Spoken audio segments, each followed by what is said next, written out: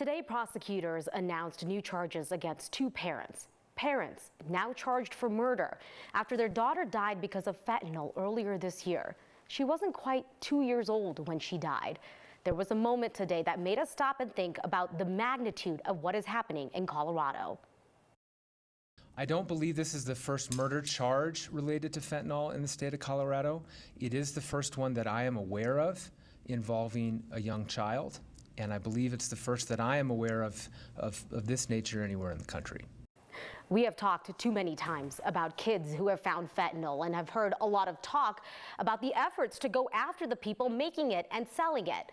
Now, this case happened before Colorado's new fentanyl law, so it wouldn't have impacted the charges. But at the end of the day, whether it was before or after, these cases are hard to prosecute.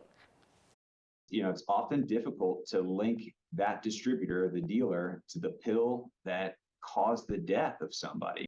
Here's the hard part.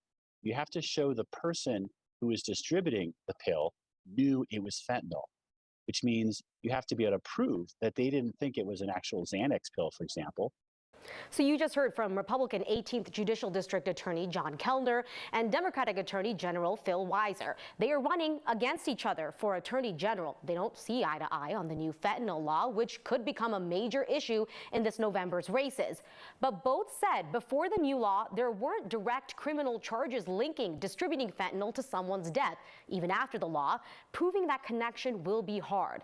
What is changing is how investigations are being handled, a change to calling them fentanyl poisoning instead of overdoses, a renewed effort to go after distributors and using child abuse charges to hold people accountable. But those on the front lines have long been worried that this new law will get the wrong people in trouble and that people will not be calling for help during an overdose out of fear of legal problems.